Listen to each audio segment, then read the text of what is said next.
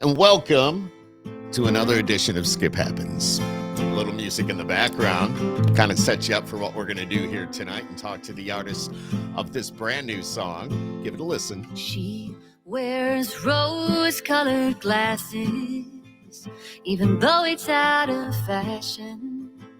Rose-colored glasses. She floats on the wings of a dove, straight up to the sky, into the arms of love. What a voice. What a voice. Thank you. Thank you. And that's the young lady right there. Rebecca Correa is with us here tonight. This is called Rose-Colored Glasses. Hang on a second. Listen. Here we go. She's on her way back. So good. She's leaving all the back. Rose-colored glasses. Now, Rebecca Correa, as I mentioned just a moment ago, is with me here on Skip Happens tonight. Welcome to it, everybody. We're going to have a great conversation. You know, when we open up the mic and turn on the lights and all that good stuff, it's always a good time. Of course, we're in the Northeast, and she is in the Northeast. And that doesn't happen all that often on the podcast. Usually, we're talking to an artist. I'll go, where are you from? Or where are you right now? And they'll say, well, I'm in Nashville. Or I'm on the West Coast in California. I mean, but now it's completely the other way. Tell everybody, where are you, Rebecca? I am in a little town called Dartmouth, Massachusetts. I've actually heard of that. It's a nice place. We're about probably 4 miles from the ocean at most. Oh, Maybe wow. in some aspects, there's a couple coves that are probably a mile away. Yeah. So do you live there, or are you just because you have a show there? I have been playing up here. I'm from here. I'm from a little town called Rochester, Massachusetts, which is right outside of Cape Cod. And I grew up there. And then I live a good portion of the year in Nashville, Tennessee. So normally I'm there, but this is sort of the end of my summer season. I come up and I play a ton of shows on the coast. Sometimes I get to the islands, Martha's Vineyard and Sweet. Nantucket. Yeah. Nice. Yeah. But you said you spent a lot of time in Nashville.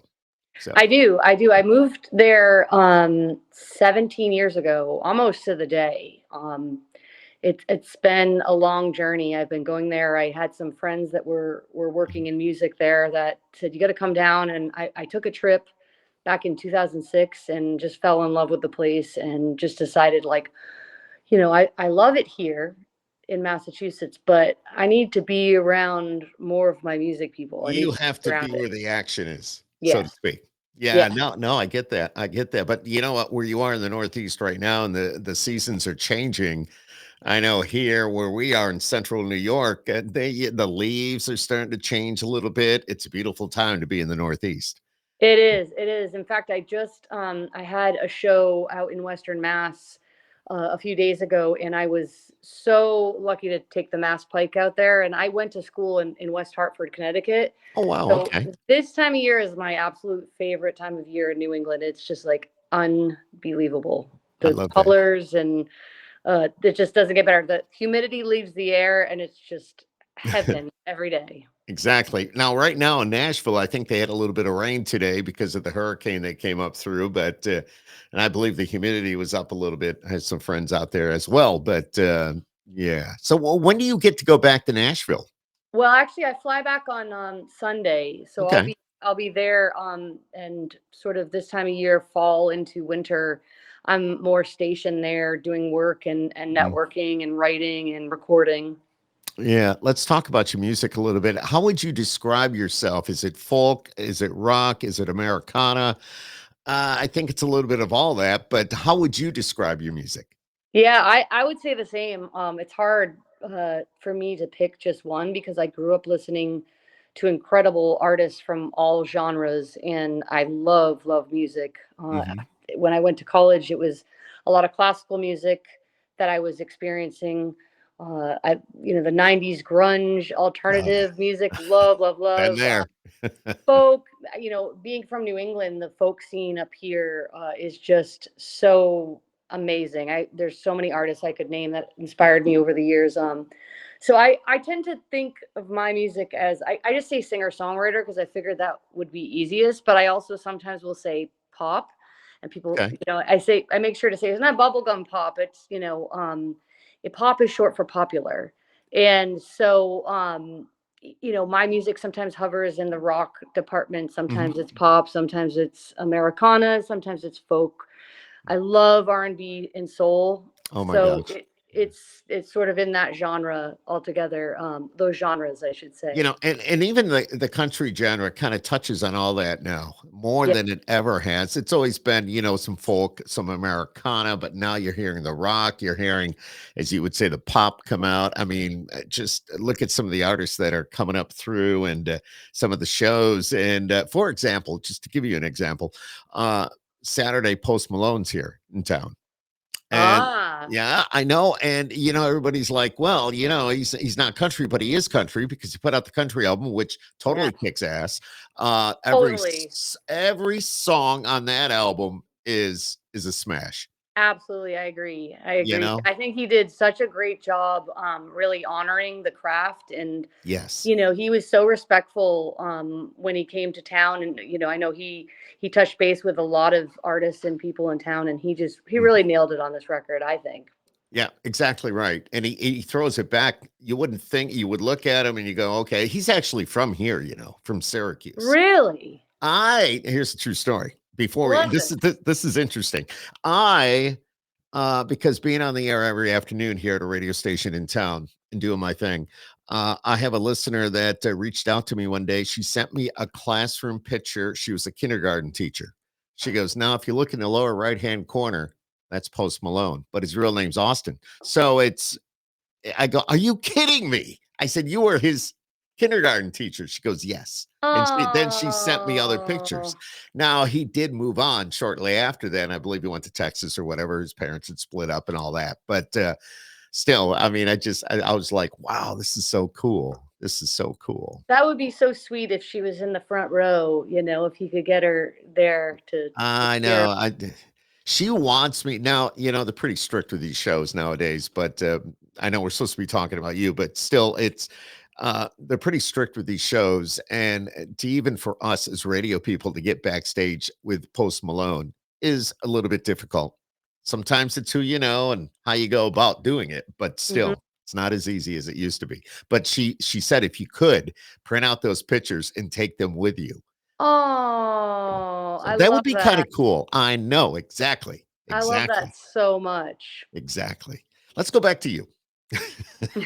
Full circle here. But, your songwriting, Yes. you've been writing for a long time, Mhm. and, tell me a little bit about your songwriting and how you're inspired to write what you write and all that. Well, I started writing when I was really young. I was in 4th grade when I wrote my first song. I Okay.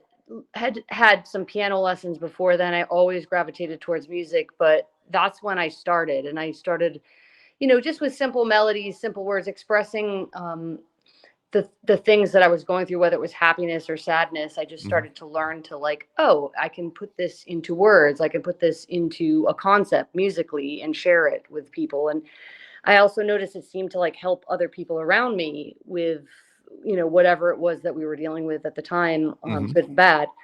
So I started just writing nonstop. In 6th grade, I learned guitar. I had learned piano early on, but guitar I picked up in 6th grade, and I just never looked back. Always That's was awesome. writing. That's awesome. Now it's Yeah, not only a guitar, I mean, you play the piano a little bit too, I or a do. I do. lot. That was my first instrument. Yeah, yeah. And I think in music terms, when I think of music, if music theory wise, I'm always thinking in piano terms. And I'm I play more guitar at shows because it's just such a social instrument. It's so Mhm. easy to bring around. I got kind of tired of lugging my keyboard from gig to gig, so I don't always have it with me. But on special occasions, or if I know the venue has a piano or a grand piano in that respect, I will sign up with bells on to play Yeah, it. as long as it's there, I totally get that. Wait a minute. So the now I've seen artists come through the radio station with carrying a keyboard, but there's different sizes, right? Is there an 86 key or what are they? Yeah, they have different sizes. I I can't get away from the full 88 because 88. That's what I was thinking of. yeah, Okay. I'm so used to that. Even though I don't really stretch to the bandwidth of a keyboard all the way, I can't seem to like. I just need to. I need it all there. I need to know all the octaves are going to be there for me if I want them to be. Hmm. So I my keyboard is a full 88. I love that. I Yeah. love that. Yeah, and that would probably be rather big for you to haul around, so to speak. So, Yes. yeah, Yeah. kind of. What is one of your best, or your well-known album? What is? I know you had an album. I mean, how many albums have you done? Just the one I or two, three, I four? started when I was really young, and it depends on which fan of mine you speak to. Some people will say I have more than what I admit to, but I there's five that I consider. And Okay. the one that the last record that I put out was produced by Keb Mo. He's a 5-time Grammy award winning artist. Yes. Oh my goodness. Yeah. So Wow. I've known I call him Kevin, so I'm gonna refer to him as Kevin, but That's I've cool. known Kevin since I was since I moved to Nashville basically, and he just has been a mentor and incredibly supportive to me. And I'm so fortunate. I had brought a song and a project to him years ago, and I said, I have this lofty goal, and I know you're the right person to help accomplish this. And that was my song Solid Ground. And he Hmm. said, yeah, let's do this. And then with the help of his record label at the time, Kind of Blue Music, we put out the song Solid Ground and the music video that went along with that. Okay. And so yeah, and then after we finished that project, we were so we're like, we got to do more. We can't just leave it at one song. So we ended up How making cool. an entire EP, a record that came out. It's called Grown Up Games. So Okay. that came out in 2019. So that's on all the platforms. What was the fire? The fire. What was there an album called The Fire? The Fire. Am I I'm trying to maybe? think what song that might be that I you're don't know. thinking of, or what It just record. We had With Love, Each and Every Detail, Soul of Me, and then we had another live record that I put out at one point. okay. Yeah. Okay. I know I was reading somewhere, trying to like I said in the beginning, I really don't do a lot of homework when I do these. I'd rather just work off conversation. Yeah. But I did see somewhere something was written The Fire. I could be totally mistaken. And if I am, I apologize. But Oh, it'll come. it's just Something will come jog back to me, and I'll say, "Oh, that's what he was thinking of." hmm. Hmm. Wow. So you made the move to Nashville back in the early 2000s, Hmm. and you got hooked up with some pretty prominent people. And how did that come about? Like you were just talking about Kevin. I mean, was it Yeah. just like, did he hear you? Did he know you before you went to Nashville or what? He didn't. Our dear mutual friend Kevin another Kevin, who's out of Boston area, an Okay. incredible artist. I'm sure he's played out there in the Syracuse area. He's incredible, and he actually invited me over to to come hang out with Mhm. Keb Mo on another occasion, and that's struck the friendship, and he would come to our shows and support us. And then one day he called me up and said, like, let's write a song. And I'm Wow. like, did I hear him right? So I said, absolutely. Tell me when, where, and I'll be there. And that So song was cool. called So Long Goodbye. And that ended up being on his Blues Americana record, which came out, I think it was 2013. Okay. And it was the last song of the record. The record ended up getting nominated for a Grammy, which was like, Wow. it was so special to be a part of something like that, because I could never in my wildest dreams had imagined that would unfold like that. And then I begged him on my record to do a version with me of singing that song. So we did it Uh-huh. as a duet together on that record. Wow. Well, did you feel intimidated at all or nervous or going, oh my God, I can't believe this is really happening, but we're going to do it. And Yeah, hopefully I get yeah. this right. So many times it really is like surreal, because I where I grew up, we don't come in contact with, people in the industry. Yeah. You Yeah. know, Nashville is just a melting pot of so many artists, and you're just, in the grocery store line, and you look over, and Mm-hmm. Mm-hmm. so and so is in the line checking out, and it's surreal. And it's taken me probably, over a decade being in Nashville to get used to that concept. So yeah, it was definitely intimidating and overwhelming, but he makes it so Makes you feel comfortable. good. Yeah. Yeah, and Exactly. and eventually you forget, and you realize that you're there for a reason. You're meant to be there, and you have a camaraderie and a connection that brought Yeah. you together. I love that. When you go back to Nashville, what part of town do you live in? I live in a place called Leaper's Fork, and it's technically Okay. not in Nashville. It's technically in Franklin, Tennessee. Franklin. I know where Franklin is. Okay. Yep. And the first year that I went to Nashville, I went out there to visit, and I just fell in love with it. Just Mhm. rolling green hills, fields, horses, farmland. And I grew up on a farm. So I was like, okay, this feels right. I like the city, but I like to be able to escape. And Mhm. so I've been living there now for, let's see, 11 years now out Oh, in wow. that part. So we're just about 30 minutes outside of town, which isn't far. No, but that's on a good day. Yeah. Yeah. When you don't The leave way at five things have o'clock. changed. Yes. Yeah. And Yeah. that's leading me into my next question. When you moved there to Nashville in the early 2000s, how has that changed from your perspective between then and, let's say, when you go back there in a day or two or a few days? How has Nashville changed? I know it's gotten packed and there's probably a crane on every corner, Oh yeah. uh, but It is just the skyline looks completely different.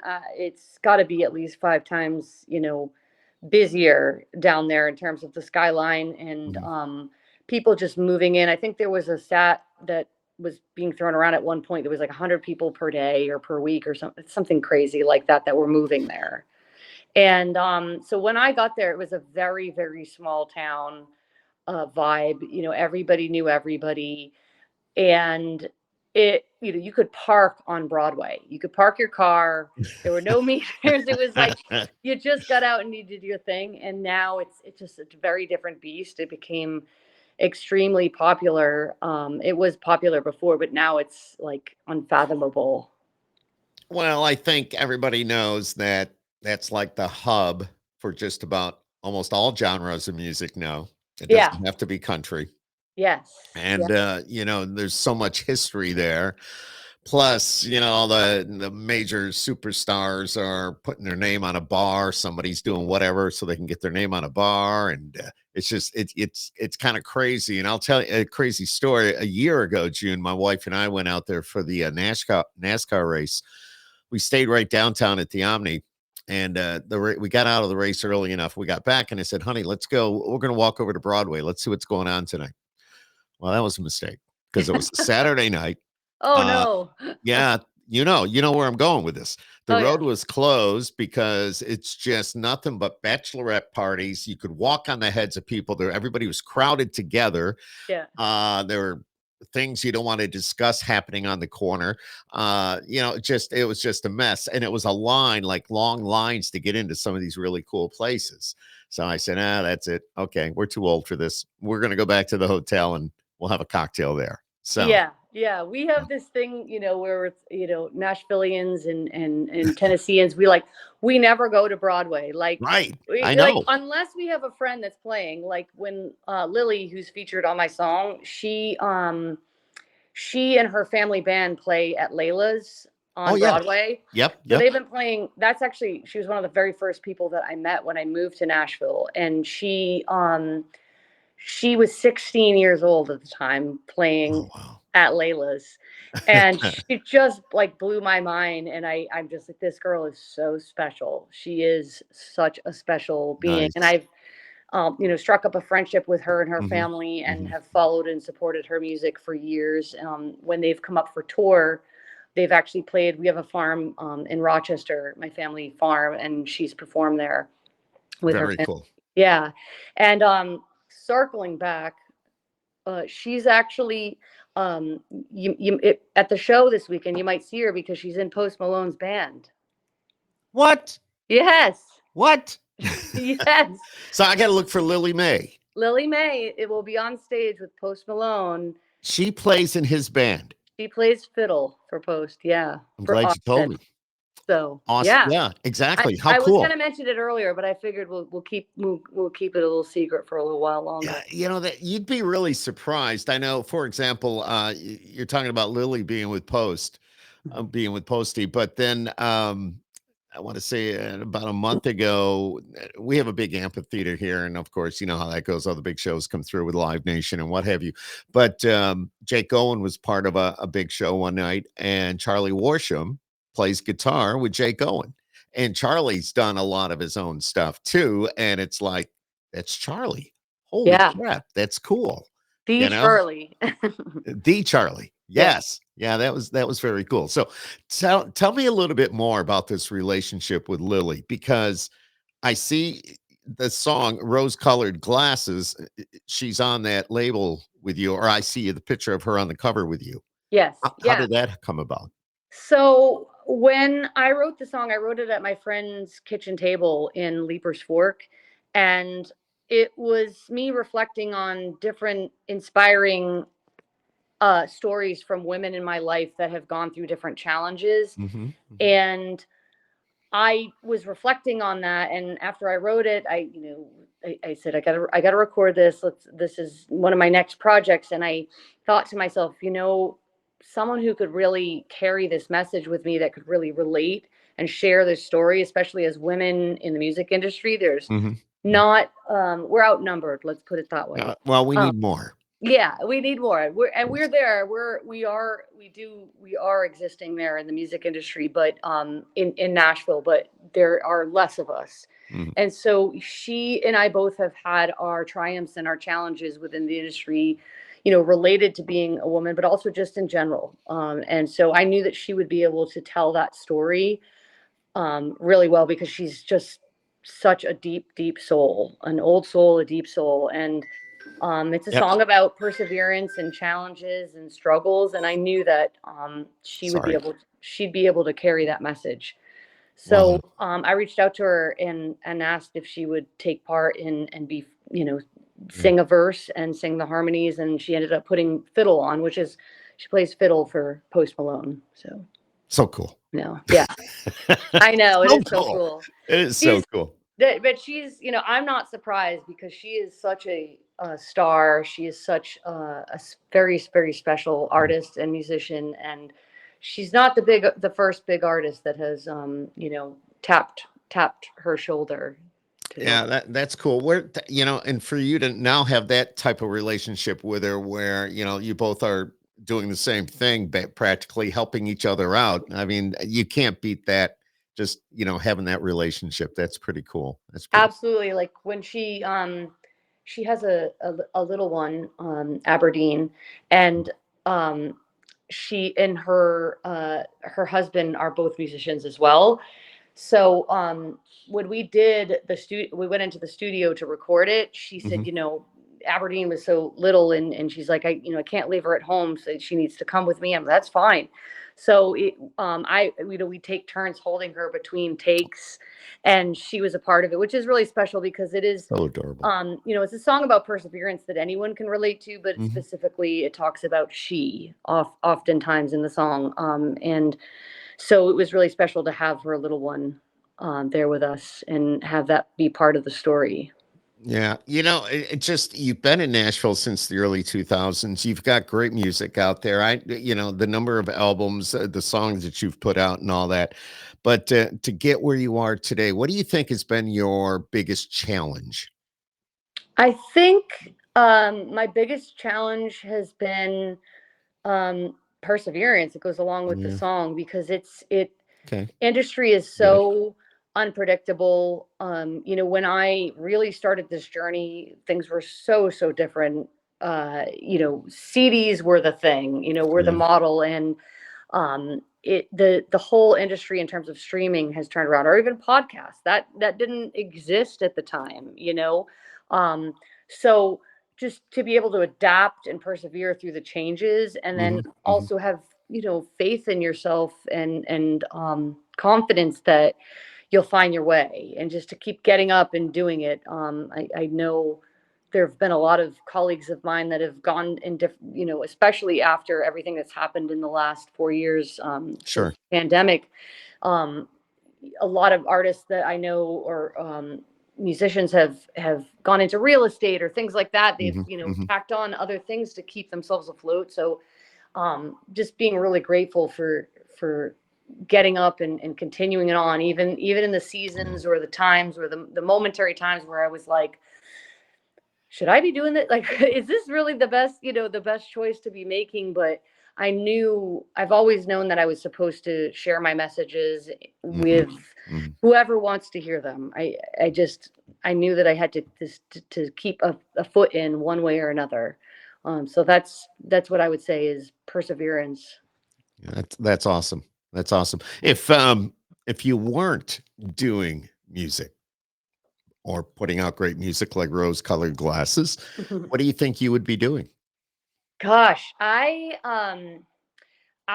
have my degree in music education, and I do teach a little. Oh, And cool. I really can't imagine not doing something that involved music. Mhm. So I think one way or another, I would be involved in that. I think that teaching is one of the most important things that we have in our society, Oh, absolutely. and teachers don't get enough credit for Absolutely. what they do. It's really hard. I'm Yep. the daughter of a first grade teacher, a retired public first grade teacher, Mm. and watching my mom day in, day out go and teach 28 to 20 to maybe 30, children Mhm, every mhm. day, and teach them how to read. It takes someone special that has a lot of patience, to be able to do that year Yeah. Yep. in, year out. It's what my daughter does. She's in Oh, Virginia, and she's a awesome. reading specialist. She's a teacher, and I'm so proud of her for what she's doing. And you hear a lot of what these teachers have to put up with. People are people, and sometimes people can suck. Yeah. So just saying, being a teacher, you have to be pretty strong and be able to put up with a lot. So, and she does the reading. In outside Newport News, Virginia. So Oh, that, wow. that's Good pretty for cool. her. Good Yeah, for her. absolutely. But it's cool that you got that degree too. So more or Yeah. less, and not that I can see this happening, but you got something to fall back on a little bit. So Yeah, it's funny just because I never thought of it that way. I just thought I was just doing what I was doing. And yeah. I tell everyone that, my education at the Hart School, I went to the Hart School of Music. It's music, dance, and theater now that they Oh, consider it. okay. That music education degree was so well rounded. We had to do everything from percussion class, like play a drum set, to play a Mhm. trumpet, to sight reading, to conducting class, like everything. It was just so all inclusive. It so prepared me for what I'm doing day in and Exactly. day out as a songwriter. So, I never think of it as a fallback, because I just think like it's something that's running parallel all the time. And I have my Mhm. students now that I teach, and they help me hone in on my craft. And I'll review things with them that make it even clearer in my mind. When you Yeah. rehash it Yeah. and you relay it to somebody, that's when you're like, okay, I really understand this concept. And to Totally. see them thrive in it and perform and find the confidence, it's really, really cool. Cool. It's really Tell me, Rebecca, tell me a little bit about your shows. I read that they're high energy and you really know how to connect with the audience.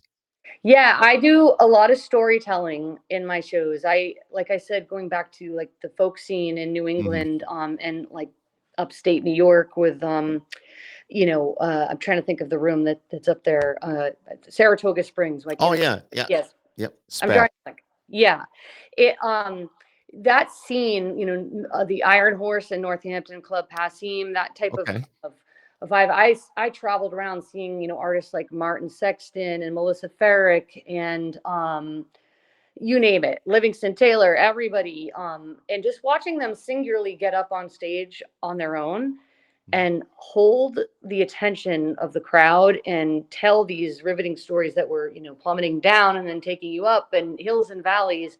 I just really cut my teeth on that scene and also going to learn from them. And I ended up opening up for a number of artists along the way, a lot at the Iron Horse in Northampton. Love it. And that really, really prepared me for what I need to do, because if I can do it on my own, then with other people on board on the band on stage, I'm only going to have that much more power. So yeah, I think sometimes, people that come to see me, if they have never seen me before, it's a lot of original music. So being you're doing a deep dive into music that you may not recognize at first. And I tend to do a few covers here and there. I do some Whitney Houston, Oh, nice. some Alanis Morissette, and I do a cover of Always on My Mind. So I do some classic country and different things like that. But a lot of it's original music. So That's cool. my fans get used to the stories behind the music, and I try to get some laughter in there every once in a while, I love that. even in the serious moments. Like now we're laughing. This is cool. This is cool. Exactly. I love this. I love this. When tell me a little bit, have you experienced anything that's out of this world while you're on stage? Anything crazy ever happen?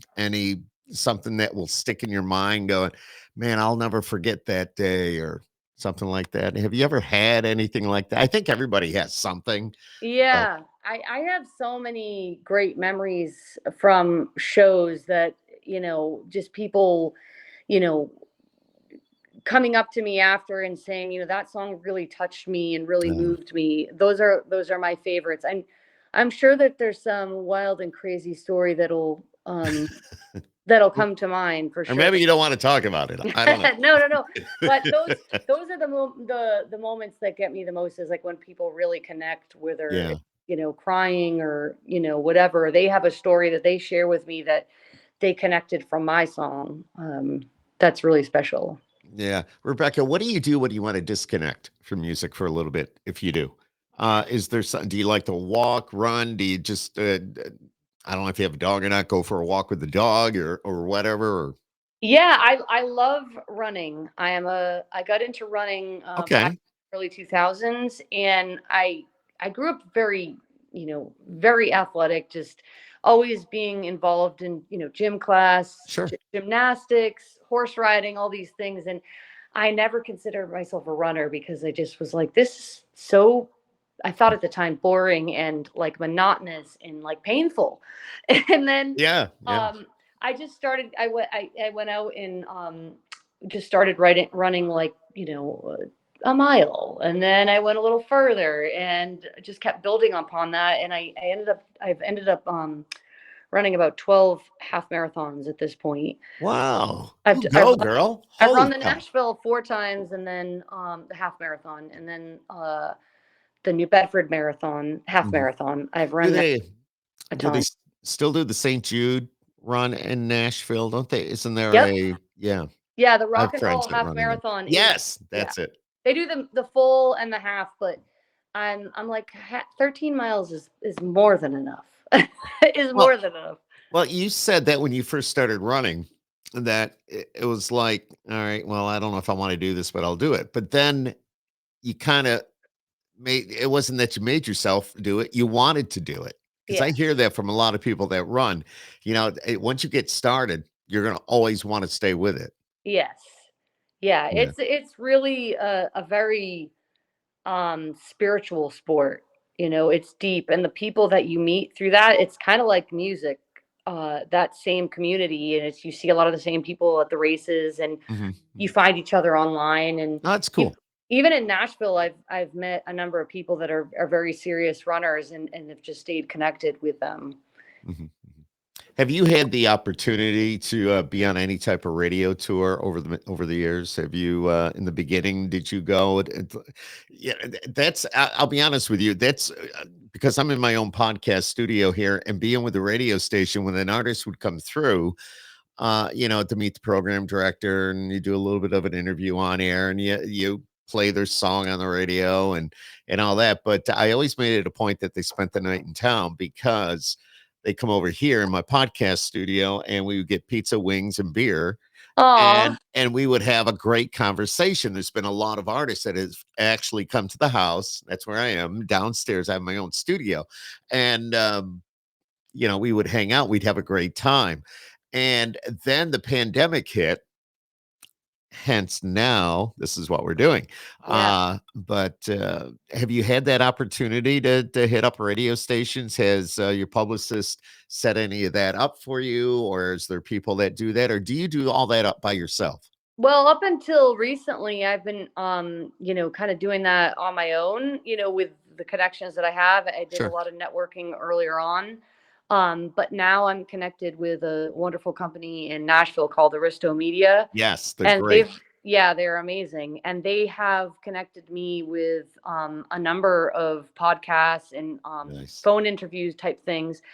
So I'd never really done it. My only real deep dive into the radio world per se before this was I have a friend that I went to the Heart School with Mhm. that ended up going and working right out of college for Sirius Satellite Radio in New Very York, cool. Mhm. and he's been there for some time. So back in 2009, he pulled some strings, and on New Year's Day, because that's the only day that they're closed down, we went in and we recorded a record in the main studio there, Sweet. a solo record. So it was a lot of fun, and I can't believe that it was that long ago that we did it, but it was really cool because the place was completely quiet and I shut know. down. And New York in general can be so overwhelming when you go there because No it's doubt. just larger than life. And it was just, we took that elevator up to the top floor, whatever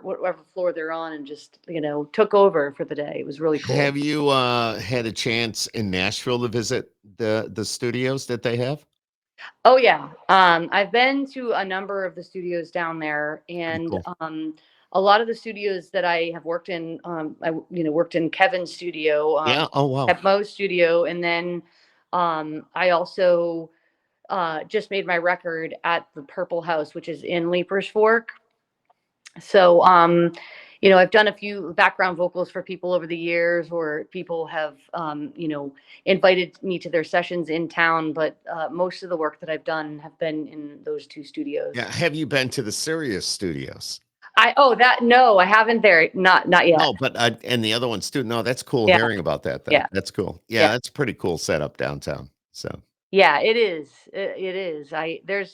There's so much to see. It's ever changing when oh, you we go know down that. there. I go down. I'm like, where am I? I don't know where it's changed.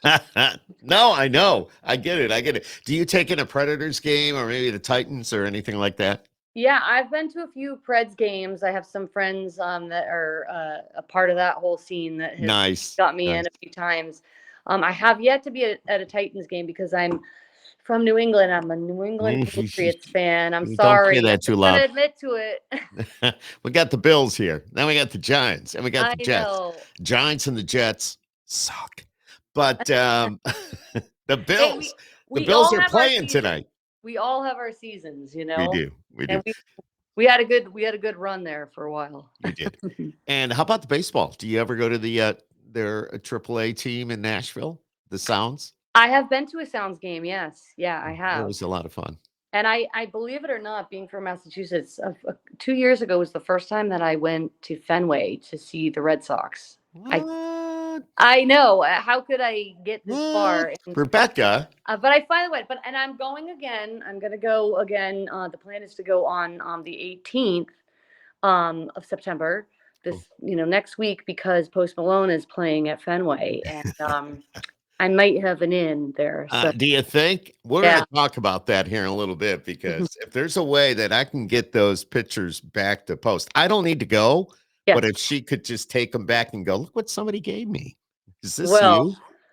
where there's a will, there's a way. There is. We'll talk about that.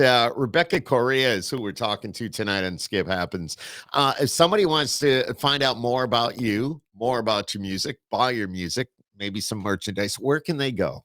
They can go to RebeccaCorrea.com, and that's RebeccaCorrea.com. And if you can't remember, it's EIEIA. My cousin taught me that. I love that. It's right there on the screen too. You should be able to see it. It's like right there. So that's kind of cool. That's kind of cool. You know, Rebecca, you're such a great person. Thank you so much for coming on tonight, talking about you, talking about the music, and hopefully, we get a few more fans for you. You've already got a great fan base, man. You're kicking some butt. But rose-colored glasses.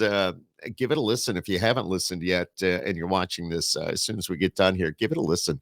I think you're going to love it. This young lady right here has got a hell of a voice, and definitely, you know, she hasn't gone back yet. So this is a good sign. She's been in Nashville since early 2000s. And, you know, we just wish you the best. We do. Thank you so much, Skip. I appreciate that. It was great talking with you. Yeah, same here. And one quick question. Have you ever been to the country radio seminar?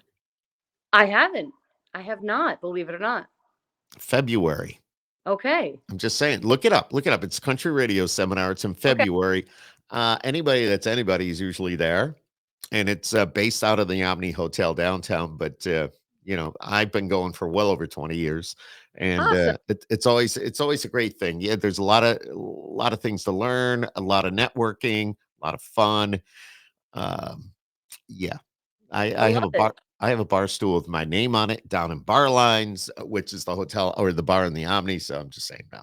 I love that, and maybe we can see each other in person and real have life a conversation. Exactly, that's right. I'd love to meet you someday, and I really appreciate what you're doing. And we need more people like you. We need more females on the radio. This is what we need. And I agree. Well, I so appreciate that, and you know we're here and we're ready. Let's go. And we're not taking no for an answer. I love it. I love it already. I love this attitude. Rebecca Correa, thank you so much for joining us here tonight on Skip Happens. I want you to hang out there for a minute, but thank you for watching, everybody. And make sure you look her up, Rebecca Correa. You can see her name right there. That's how you spell it. And if I go this way, it's always the opposite of what I'm looking at here. So this way, you got to go. Rose-Colored Glasses is the new single. That dropped early September, the 4th or something like that. So yeah. That's cool. Thanks for joining us, everybody. Rebecca, thank you. My pleasure. Bam. You are